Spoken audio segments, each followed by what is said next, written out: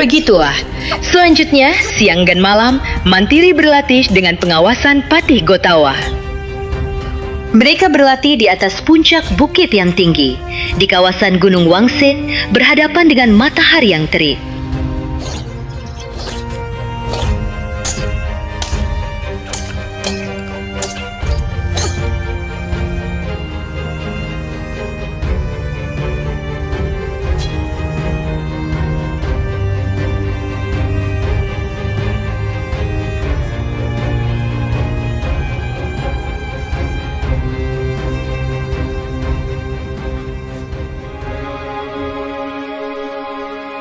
Patih Gotawa juga melengkapi tubuhnya dengan pakaian yang dipasang cermin guna memantulkan sinar matahari dan cahaya bulan agar Mantili nantinya dapat menghadapi pedang perak milik Taji Barnas.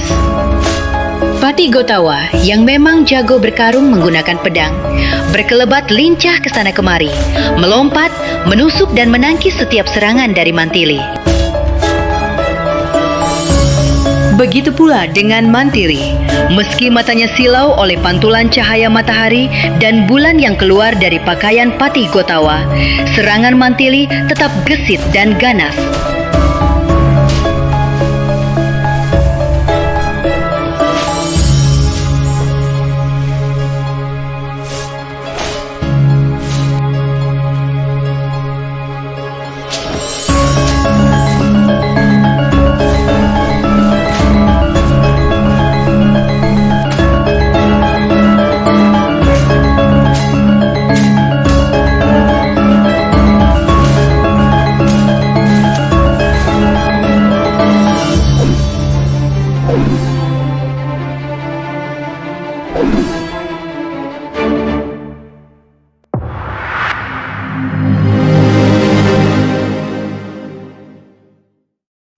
Sekarang kita beralih ke Taji Barnas. Ia pun berlatih dengan sungguh-sungguh. Meski ia adalah seorang jago pedang nomor 1, namun nama besar Mantili di rimba persilatan yang terkenal dengan kehebatan berpedangnya membuat Taji Barnas tidak ingin menganggap enteng musuhnya itu. Taji Barnas paham betul bila pedang setan Mantili bukan hanya berbahaya karena permainan ilmu silat pedangnya saja, tetapi juga asap putih yang setiap waktu keluar dari pedang setan itu, menyebarkan bau busuk menyengat hingga dapat merusak konsentrasi musuh-musuhnya. Untuk itulah Taji Barnas sengaja berlatih di tengah tempat sampah yang bau menyengat. Terkadang ia melumuri wajahnya dengan bedak yang sangat tebal dan kadang pula ia mengenakan topeng guna mengatasi bau busuk sampah tersebut.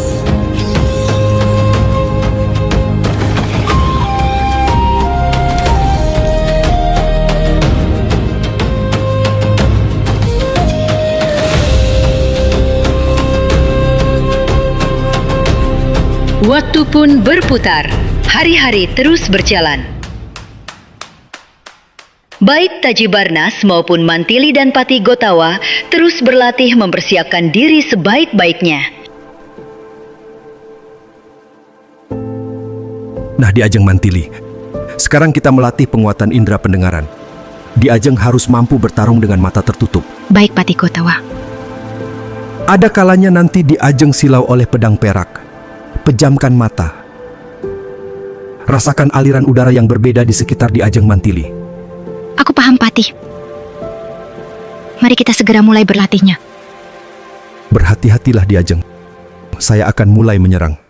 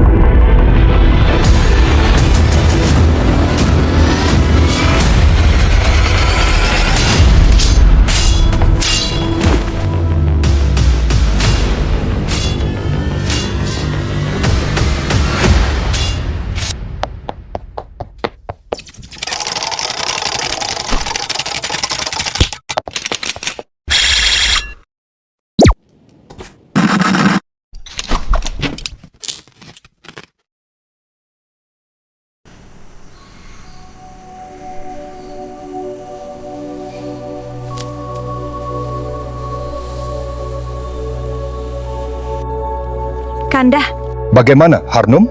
kenapa bukan Kanda langsung yang melatih Rai Mantili? Kenapa harus aku? Saya tahu betul Kanda bisa memainkan semua jenis senjata. Tapi kenapa justru Patih Gotawa yang Kanda minta untuk melatih Rai Mantili dalam persiapannya menghadapi si pedang perak? Aku melihat kedekatan mereka sebelum ini, dan Gotawa sepertinya dapat menjadi sosok yang memahami adikku itu. Apakah Kanda melihat ada benih rasa suka di antara mereka? Entahlah, masih terlalu dini menilainya. Saat itu hati Mantili masih terluka oleh perbuatan Raden Samba dan Widati. Bagaimana bila mereka memang berjodoh? Kanda tidak keberatan? Sama sekali tidak. Bagaimana dengan usia Patih Gotawa? Jodoh, rezeki, dan maut adalah rahasia yang maha kuasa. Kita hanya sebatas memainkan peran masing-masing saja. Saya yakin Rai Mantili pasti bisa menghadapi Taji Barnas. Patih Gotawa pasti melatih Rai Mantili dengan baik.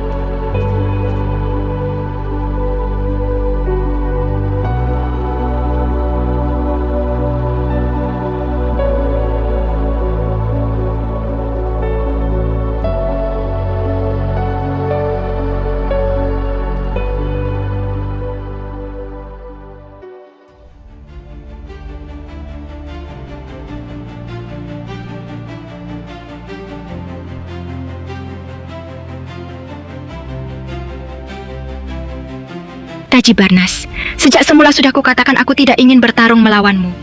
Tapi kamu memaksa, apa boleh buat, jangan salahkan aku bila terjadi apa-apa dengan dirimu. Pertandingan malam ini bukan karena dendam. Aku ingin dunia persilatan tahu siapa jago pedang nomor 1, si pedang perak atau si pedang setan.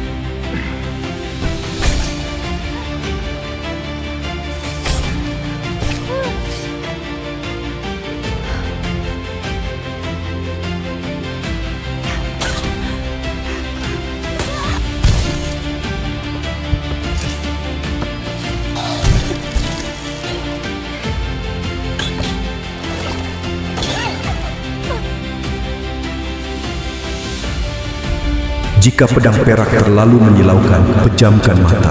Rasakan setiap gesekan halus di udara. Dengarkan pergerakan gelombang udara yang mengalir.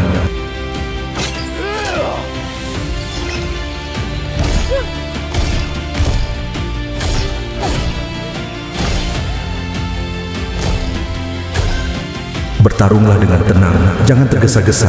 Di ajang pasti akan dapat mendengar setiap perbedaan arah gesekan yang ada di udara. Menyatulah dengan alam, leburkan segala cipta rasa dan karsa, bebaskan sifat keakuan, biarkan alam membisikkan suaranya, menuntun kita pada pergerakan lawan.